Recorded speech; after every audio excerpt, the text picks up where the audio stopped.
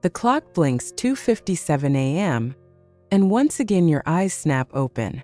That familiar pressure is back, nudging you out of the warm cocoon of blankets and down the icy hallway to the bathroom. You try to settle afterward, yet your mind, now fully awake, plays every worry on repeat. Tomorrow's errands, the ache in your hips, the way morning light seems harsher when you've only caught fragments of sleep. Night after night, this small interruption steals more than rest. It chips away at the quiet confidence you once felt in your own body. Tonight, though, imagine placing your head on the pillow knowing you've given your bladder exactly what it needs to stay calm until sunrise. Picture gliding through those early hours of darkness in one continuous restorative stretch, and greeting dawn with energy that doesn't burn off by mid-morning. That ease is closer than you might think, and it starts with a single habit performed at the right moment. I'm Dr. Emily Hart, and my mission is to help you navigate every change your body hands you after 60 with clarity, compassion, and a touch of gentle science. If you find value in conversations that prioritize dignity over quick fixes, go ahead and tap subscribe so we can walk this path together. And while you're settling in, let me know in the comments where you're watching from. It warms my heart to see this circle of strong women expanding from Kiev to Kansas City, from Melbourne to Mumbai. Let's talk about the nighttime dash, the one that feels practically stitched into the hours between 1 and 4 o'clock. For many women over 60, it isn't just about an aging bladder. Hormones, circulation, sleep architecture, even the way kidneys handle fluid shift over time.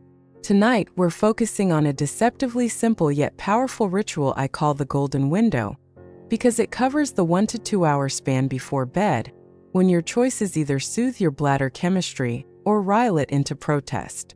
A few small changes inside that window can weave a protective shield around your precious deep sleep cycles. Think of my patient, Margaret. She's 71, lives for watercolor classes, and until recently believed midnight trips were just part of the package. Her evenings looked innocent enough.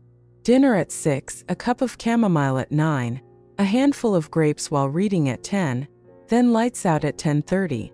What she didn't realize was that her body isn't a strict hourly accountant. It works on gradients. The fluid she took in late evening drifted through her bloodstream just as the hormone vasopressin, the one that normally tells kidneys to slow urine production overnight, was starting to ebb with age. The result? Her bladder filled faster than she could cycle into deep sleep, pushing her awake. When we adjusted her routine, she gained an extra 90 consecutive minutes of rest in the very first week. Here's how the golden window works. First, finish your main hydration: water, herbal tea, even juicy fruit, at least 90 minutes before you plan to sleep. Picture a gentle tide rolling in and rolling back out. Giving that hour-and-a-half buffer allows your kidneys to clear excess liquid while you're still upright and active. Gravity, friendly in this scenario, helps the bladder empty fully before you lie down. When Margaret moved her chamomile up to 8 and saved a single, slow sip of water to swish down her nighttime meds, she felt odd the first evening, almost as though she were forgetting something. Yet by dawn she was astonished she'd slept until 5 without interruption. Now, pausing hydration early doesn't mean courting dehydration. Older bodies do sense thirst a bit less acutely, but the key is to front-load fluids through the morning and mid-afternoon. I asked Margaret to picture her day like a tall hourglass flipped at sunrise. She began pouring 2/3 of her daily water before 3 p.m. and sprinkling mineral-rich foods, think cucumber, melon, broth, across lunch rather than dinner. Science lovers may recall that antidiuretic hormone peaks in daylight for aging adults, so your kidneys happily shuttle that fluid into cells instead of your bladder. The bonus? Proper morning hydration softens stool, eases joint stiffness, and supports steady blood pressure. In the second part of the golden window, we introduce magnesium, not the chalky tablets that upset stomachs, but a warm, soothing drink made from a humble banana peel. Slip the thoroughly washed peel of a ripe banana into a small pot, cover with water, add a pinch of cinnamon and simmer 10 minutes.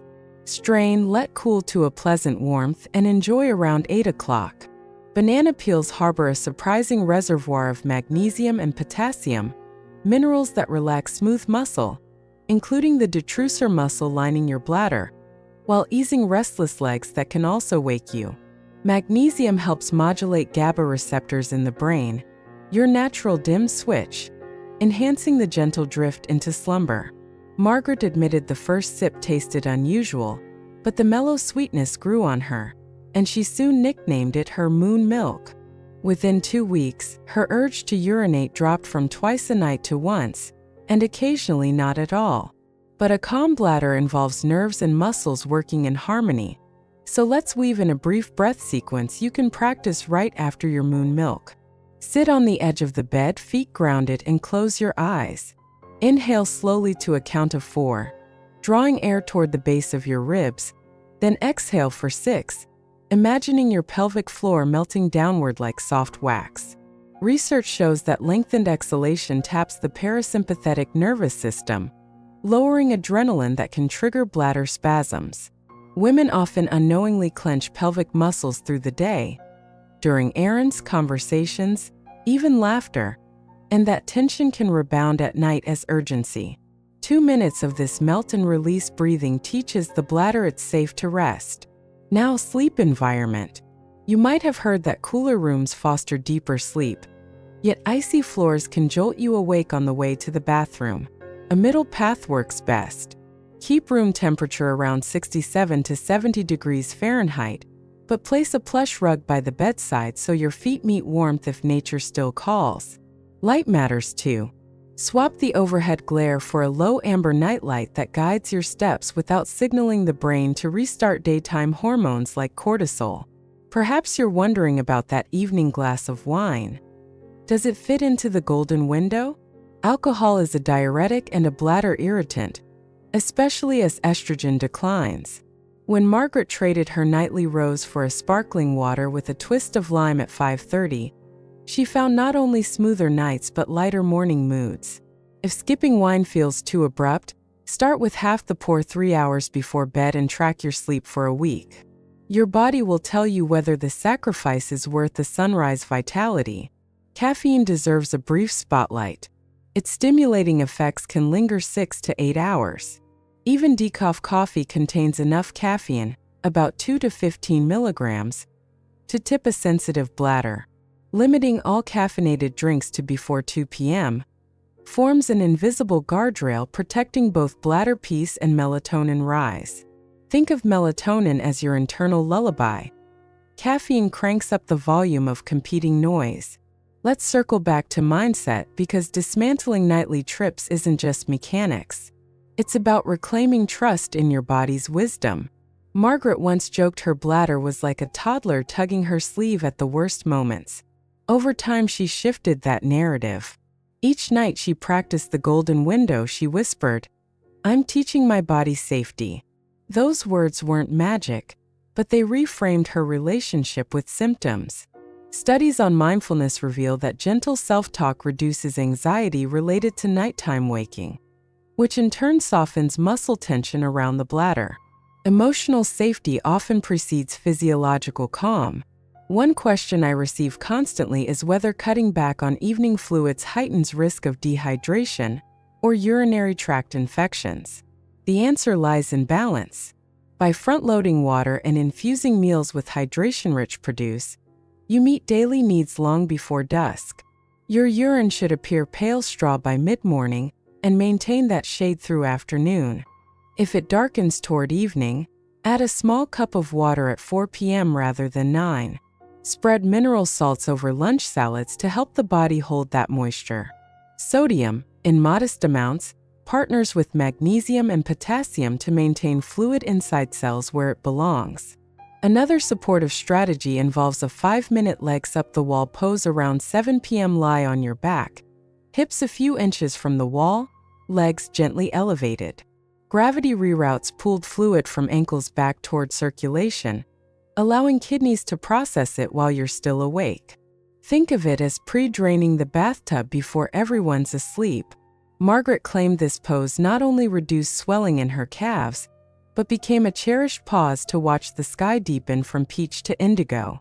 If you use medications that list diuretic effects, blood pressure pills, heart failure treatments, ask your doctor whether morning dosing is possible.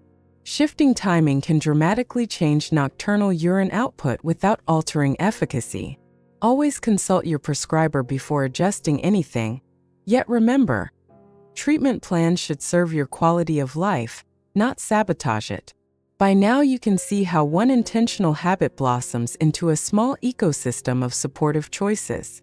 The golden window is not deprivation, it's strategic self-care.